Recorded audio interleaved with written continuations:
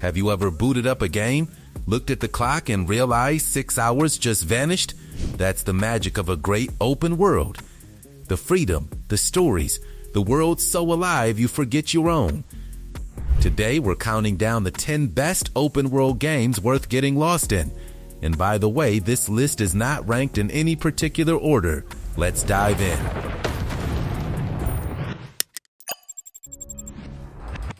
Kicking things off at number 10, Hogwarts Legacy. And honestly, even if you've never picked up a Harry Potter book in your life, this game just gets the magic of being lost in a world. What Avalanche Software pulled off here is special.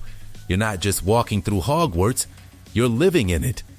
The castle feels alive in a way I genuinely didn't expect. Moving paintings, secret passages, ghosts arguing in the corridors, and a room of requirement you can customize from a dusty ruin into your own personal magical hideout. That last part, massively underrated.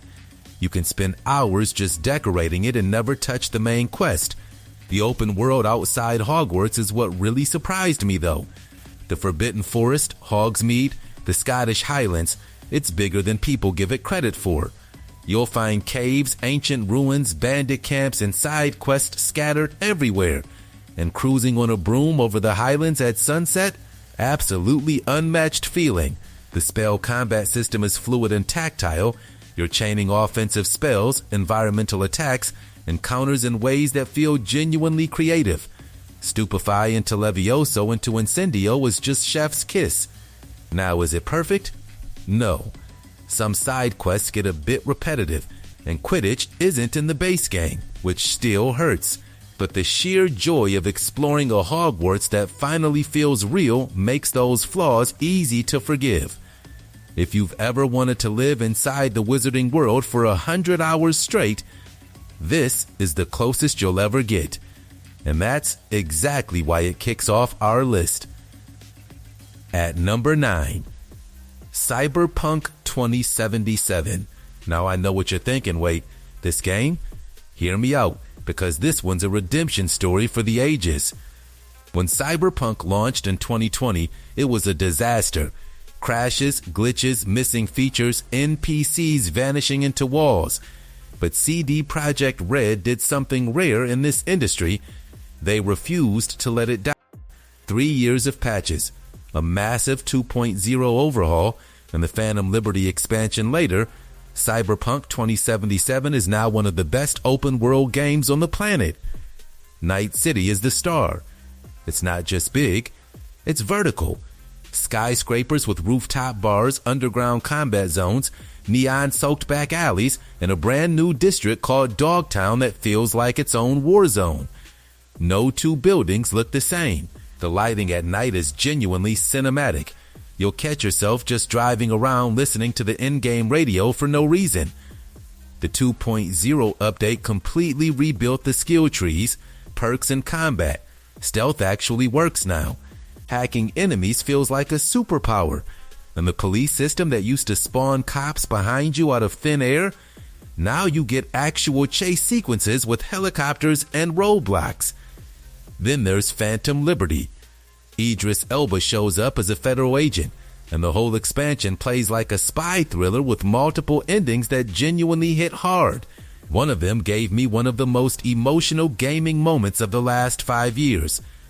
If you wrote this game off in 2020, give it another shot.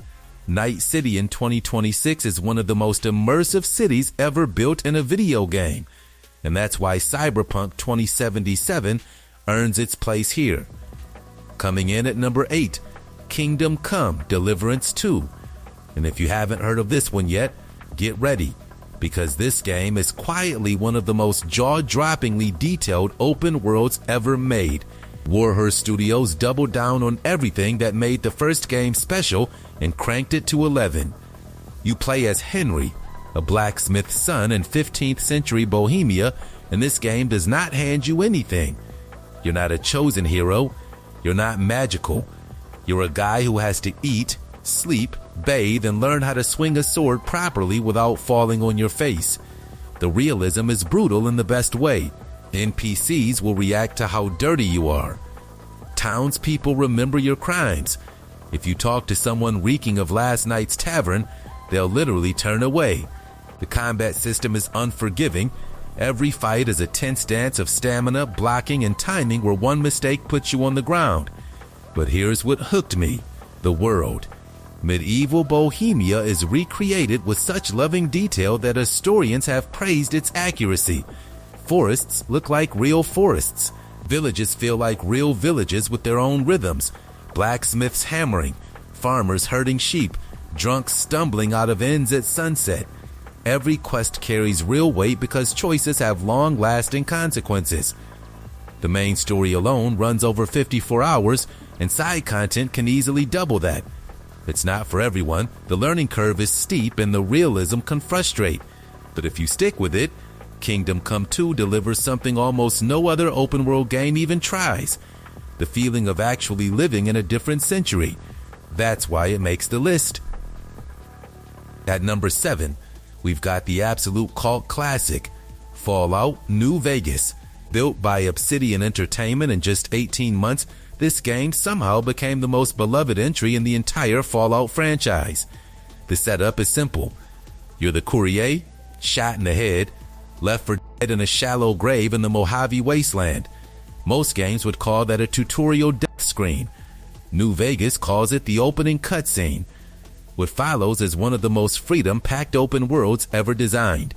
The Mojave is a stunning post-apocalyptic playground with the bright lights of New Vegas Strip shining in the middle of a vast, irradiated desert. There are competing factions: the New California Republic trying to bring back civilization, Caesar's legion of ex-tribal slavers, Mr. House the eccentric trillionaire ruling New Vegas, or the wildcard option where you take everything for yourself. The thing that makes New Vegas legendary is consequence. Every choice ripples out. Help one faction, another remembers. Save a town, that town stays saved. The reputation system tracks every move you make, and NPCs across the wasteland react accordingly. The DLC packs, Dead Money, Honest Hearts, Old World Blues, and Lonesome Road are some of the best expansions in gaming history, weaving together a meta story that ties the whole Mojave together. Yeah, it's got that signature Bethesda jank. Things glitch. NPCs sometimes T-pose. But the writing is so sharp, the world so rich, and the player freedom so absolute that you'll completely forgive it. With the Fallout TV show putting New Vegas back in the spotlight, there's never been a better time to lose yourself in the Mojave. At number 6, The Legend of Zelda: Breath of the Wild. And folks, this is the game that changed the open world genre forever. When Breath of the Wild dropped in 2017, it did something nobody expected. Nintendo took the Zelda formula, the dungeons, the items, the hand-holding, and threw it all out the window. What was left was pure freedom. You wake up in a cave, walk outside, and the entire world of Hyrule is yours to tackle in any order. That includes the final boss. You can literally walk straight to Ganon 5 minutes into the game. You'll probably get destroyed, but it's possible, and that single design choice made the gaming world rethink what an open world could be. The genius of Breath of the Wild is its physics-based interaction system. Wood burns. Metal conducts lightning. Wind catches your paraglider. You can roll boulders down hills onto enemies. Set grass on fire to create updrafts. Freeze water to climb waterfalls. The world is a sandbox of possibilities, and player creativity is the whole point. Hyrule itself is stunning. Painterly visuals, gentle music that swells just when you crest a hill, and a sense of melancholy that runs through this version of Hyrule that nothing else captures. Climbing every mountain, gliding across every valley, discovering shrines tucked into impossible places, it never gets old. It holds a 96 on OpenCritic, making it one of the highest-rated open-world games ever made. Even years later, almost nothing matches its sense of pure adventure. If you have any way to play Breath of the Wild, you owe it to yourself. It's one of the greatest games ever made. Period. At number 5, Grand Theft Auto 5. Over a decade old, still in Steam's top-played list every single day, and over 220 million copies sold. There's a reason this game refuses to die. Los Santos. Rockstar's twisted love letter to Los Angeles, roughly 49 square miles of sprawling city, desert, mountains, ocean, forests, and small towns all stitched together into one seamless map. From the affluent hills of Vinewood to the trailer parks of Sandy Shores, every district has its own personality, its own NPCs, its own little stories happening in the background. What separates GTA 5 from every other open world is the attention to detail. NPCs notice your haircut. They react if you call them too many times. Flip-flops actually flip and flop. Engines tick down realistically after you turn them off. There's an entire in-game internet with fake social media, fake news, fake dating sites, all written with Rockstar's signature satirical humor. The three protagonist system was a genius move. You swap between Michael, Franklin, and Trevor, a retired bank robber, a street hustler, and a complete maniac. Each one has their own missions, their own neighborhoods, their own perspectives on the city, and the heists they pull together are some of the most cinematic missions ever designed. Then there's everything else: tennis, golf, yoga, scuba diving, stock market manipulation, stunt jumps, triathlons, UFO hunting, Bigfoot, buried treasure. You could play GTA 5 for 100 hours and never touch the main story. And with GTA 6 on the horizon, more people are jumping back into Los Santos for one last ride. Over a decade later, GTA 5 is still the gold standard of urban open worlds. No question. At number 4, The Elder Scrolls V Skyrim, 14 years old. Re-released on every platform that has ever existed, and still one of the most played open world games on Earth. There's a reason. Skyrim is the game that turned open world into a cultural phenomenon. From the moment that dragon attacks Helgen and you stumble out into the snow, the entire province of Skyrim is yours. Go anywhere, be anyone, do anything. Want to be a stealth archer who one-shots dragons from cliff tops? Done. Want to be a heavy armored werewolf charging into battle? Done. Want to be a mage who summons storms? Done. Want to ignore the main quest entirely and become the most successful blacksmith in Whiterun while marrying everyone in Riverwood? Bethesda lets you. The world itself is one of the most atmospheric ever designed. Snowy mountain peaks, misty marshlands, frozen lakes, glowing dwarven ruins buried for thousands of years. Every region has its own weather, its own music, its own flavor. You'll stumble onto a hidden cave, find a journal from a dead explorer, and suddenly you're hunting down an ancient artifact for the next 4 hours. And the modding community, one of the largest in gaming history. There are mods that add entire new continents, new magic systems, survival mechanics, anime hair, Thomas the Tank Engine replacing dragons. The game is basically infinite. Yeah, it has the famous Bethesda jank, bucket on the head, NPC walking through walls, but somehow that's part of the charm. Skyrim is gaming comfort food. You can return to it 10 years from now and still get sucked back in. Period. At number 3, The Witcher 3 Wild Hunt. The benchmark. The gold standard. The game that every modern RPG has been chasing for over a decade. CD Projekt Red built something that shouldn't be possible.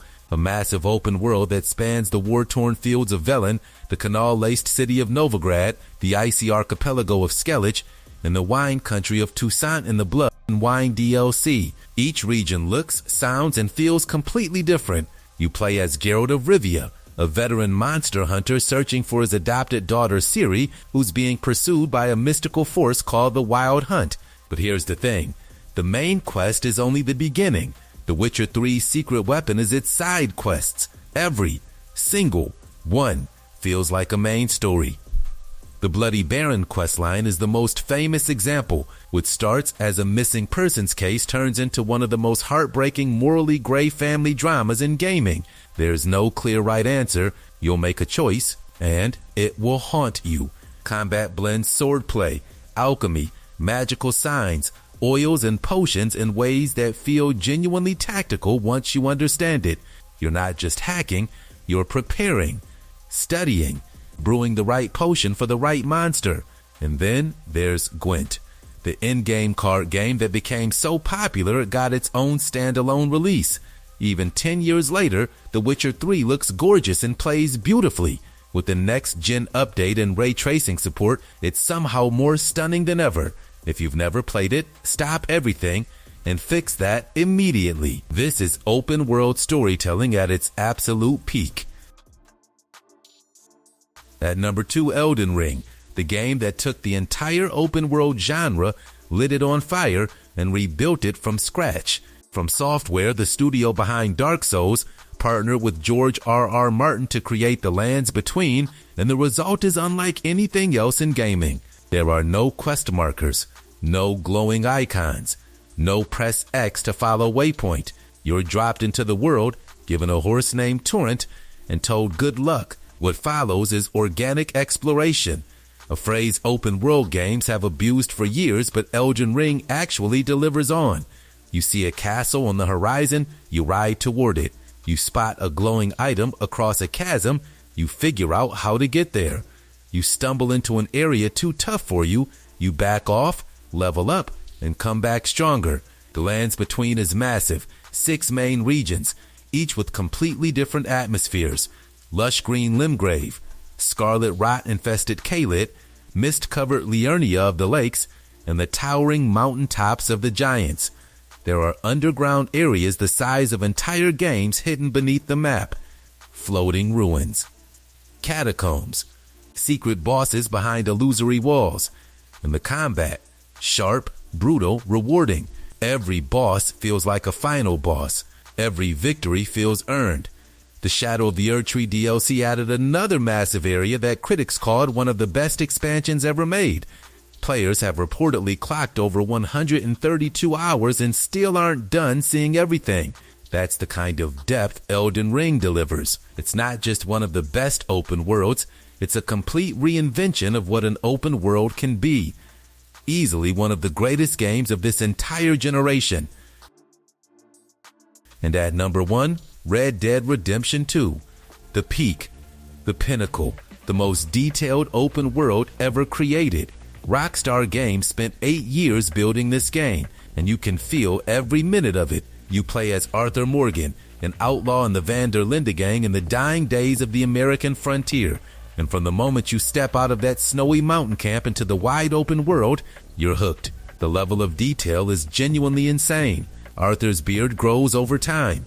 His horse will panic at the smell of a wolf. NPCs react to and remember your actions. Snow leaves footprints. Mud sticks to your clothes. Your weapons need to be cleaned or they'll jam. Every animal in the wild has its own behavior. Daily routines, predators, and prey. Bathing matters. Eating matters. Everything matters. The world itself is staggering. Forests, prairies, swamps, deserts, snowy mountains, and the swampy southern city of Saint Denis all stitched together seamlessly. Riding through a thunderstorm at night with lightning illuminating distant trees is one of the most beautiful things in gaming. But what makes Red Dead 2 the open world is the emotional weight. Arthur's story is one of the greatest character arcs in video game history. By the time the credits roll, and trust me, you'll feel it, you've lived an entire lifetime in this game. With over 79 million copies sold, a 95 OpenCritic score, and 0 serious competition for the title of most immersive open world ever made, Red Dead Redemption 2 isn't just the best on this list, it's arguably the best ever. Period. If you only play one open world game in your life, make it this one. And that wraps up our list of the 10 best open world games worth getting lost in. Now I want to hear from you. What game would you have added? What did we miss? Drop it in the comments because we read every single one. If you enjoyed this, smash that like button and subscribe for more gaming lists every week. Thanks for watching. See you next time.